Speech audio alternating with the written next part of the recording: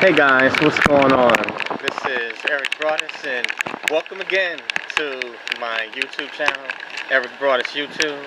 And on this video, this one I'd like to title it, the U.S. should subsidize former employees that are now unemployed and business owners that have seemingly lost their businesses.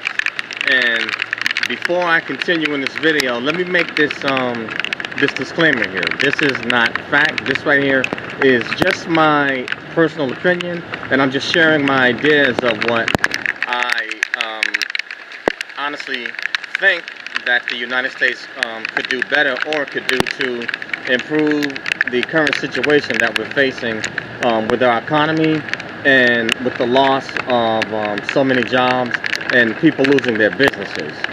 But here we go. So for this one, the United States, I believe that they should subsidize the salaries of unemployed individuals that have lost their jobs due to no fault of their own and to the business owners. But they should also perform what's known as a stopgap loss. Now, what is a stopgap loss? Basically, a stopgap loss is it is a temporary budget pass or a plug-in that that Congress normally does when they have not finalized a federal budget for the fiscal year. And so Congress will do this in order to pass the budget for different federal agencies, and also to keep federal employees from being furloughed or having to go unpaid until they come up and finalize a resolution. Now, the reason what actually gave me this idea was that I was watching another YouTuber, and I just happened to see like certain stats. I'm not going to leave a link in the description in this one, but what I had saw in the stats was that there were several countries that were subsidizing the salaries of employees that had lost their job due to the pandemic, and because they were forced to stay at home. And I was actually surprised, you know, there was a list with the number of countries that were doing this, and what I found is that the United States was dead last at the bottom at paying 0%. In Japan, they are currently paying or subsidizing 100% of former employees' salaries. They're paying 100% of their salaries for those that had to go unemployed and suffer job loss due to this pandemic. Canada is subsidizing employees at the rate of 80%. So they're paying 80% of former employees' salaries. Now, in my opinion, with the United States being the wealthiest nation in the world, I don't see why that this government could not do that for their employees, and also for the business owners, and also for landlords, you know, that are unable to make their mortgage payments to the bank because their tenants have lost their jobs and they are unable to pay their rent. And so the United States government and Congress and the central bank has already overinflated the U.S. dollar. They ensured that the big businesses, too big to fail, that they receive their bailouts, and these big businesses are still cutting employees, and they're not even rehiring employees back. They just took the money and they still slashed employees. So, you know, my thing is this: if you've already hyperinflated the dollar, or for now I'll just say overinflated, but they're steadily printing money out, the economy has already, you've already blown up the budget. I feel that you might as well do some good with it and make sure that the middleman and that the little guy gets some of it, because the United States as a nation, we are a consumer nation. So if you gave the people the money, we would spend it. There's no doubt we would spend it. Now, obviously, in this time, I'm quite sure some people would wise up and they would save some of it, but it would definitely still be spent.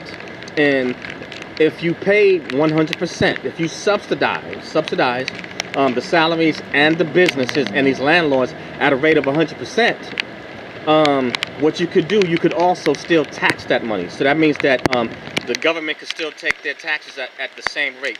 You could still pay federal, state taxes, FICA, Social Security. You can keep the different budgetary systems, or these different systems, still going if you did this subsidy stopgap laws, you know. And then what you could do, once you established a cure for this pandemic, and as people were treated, then you could cycle them off of the subsidy, and then you could send them back to work, and the businesses would be able to put their former employees back to work because they never lost anything.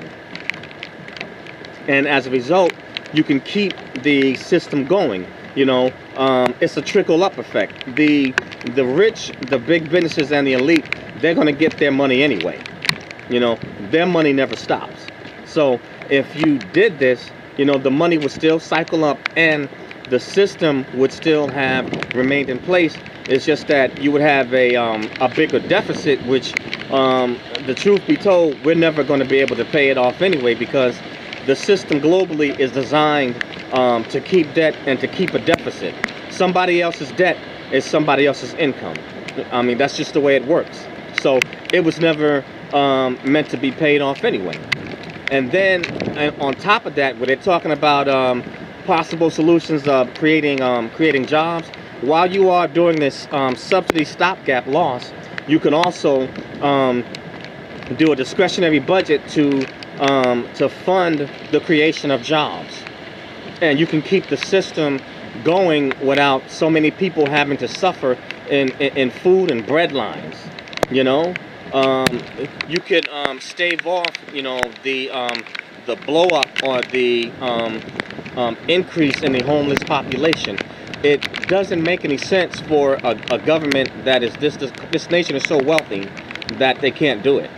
If other nations that have less wealth than we do can do it, you know, I believe Europe is subsidizing at 60 to 75%, and so there's Latin countries that are also subsidizing, paying the salaries of former employees at a specific rate.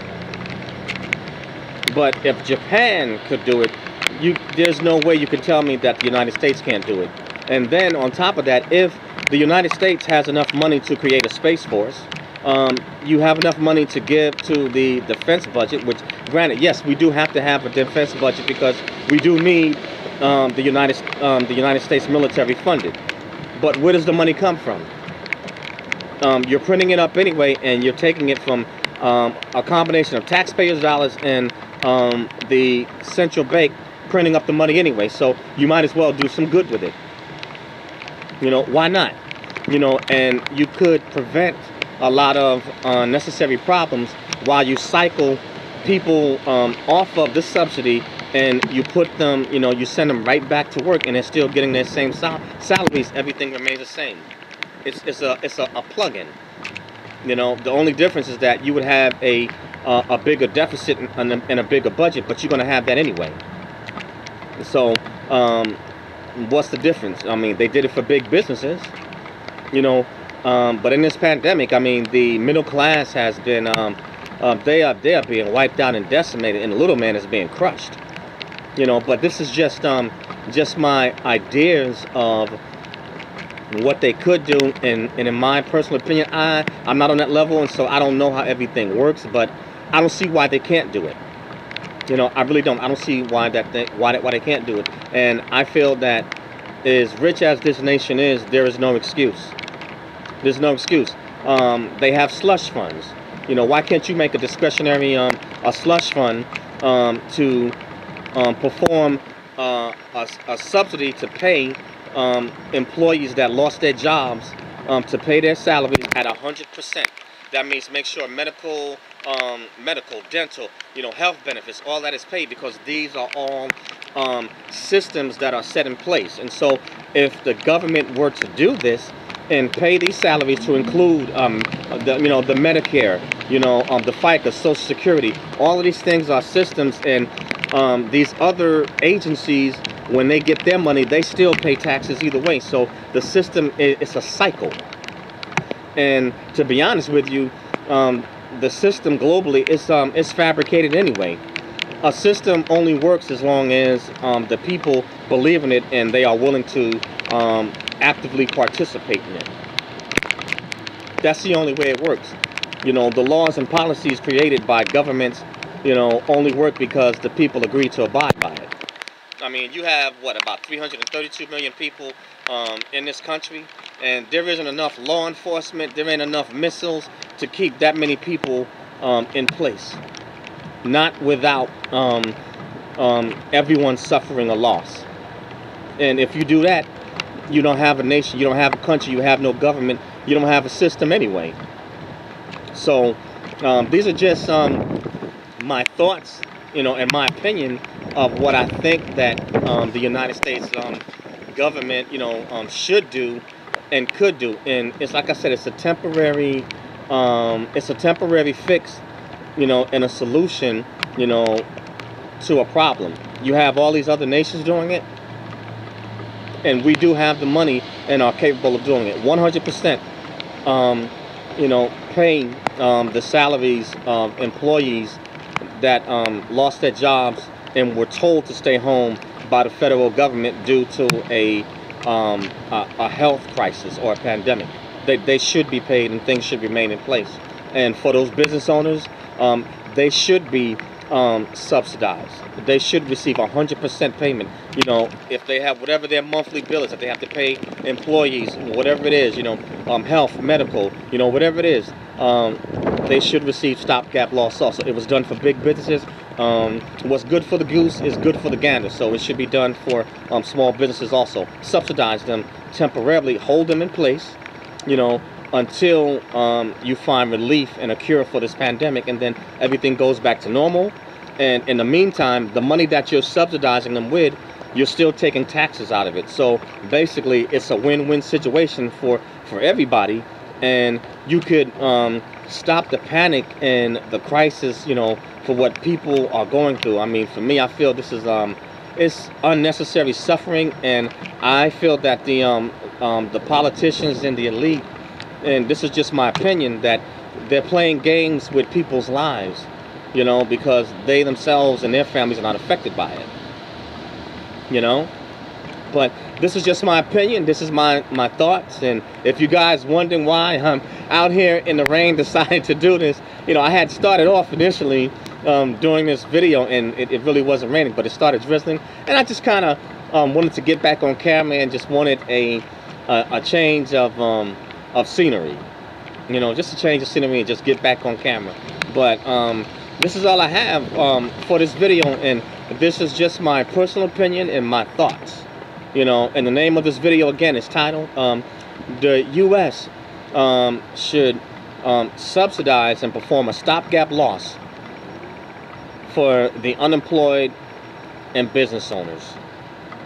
And that's all I have, guys. And thank you again, you know, for enabling me to reach the 1,000 subscriber mark, and I give give God all the praise and glory for that. You know what I'm saying? Came out of nowhere. But I thank you guys for supporting my channel and helping me reach this. And to my subs out there that's waiting on some more military content, sit tight. Don't worry, I got you. More military content will be coming out, and I will have other content as well coming out. Some more on the philosophical end, some food for you to think about. But think about it, guys. Really think about it. As rich as we are, Japan, as small as they are, a little bit bigger than California, they can pay 100%. Think about it. But that's all I have for this video. And the name of my YouTube channel is Eric Broadus YouTube. That's EricBroadus YouTube, or ericbroadusyoutube.com. And I also have a podcast called Snakz Thoughts. That's SNAKZ THOUGHTS, Snakz Thoughts. And you can find me on Anchor, Spreaker, Spotify, Apple Podcasts, iTunes, Listen, and a whole bunch of other social media platforms. So please go over there and support Snakz Thoughts and subscribe. And please subscribe to my channel, Eric Broadus YouTube, and smash that like button. If you don't like the video, hit the like unlike button also. Hey, all of it counts. Leave comments. I love the dialogue with you and hear your thoughts. Smash that like, smash the that bell to subscribe to my channel. Spread it. You know, share Snakz thoughts and Eric Brothers Shoot too. Push it out. Share it with your friends, family, enemies, associates, co-workers, your cats, your dogs, snakes, birds, turtles, whatever. All right, guys, that's all I have for this one, and I will see you guys on the next one. Peace out. Later.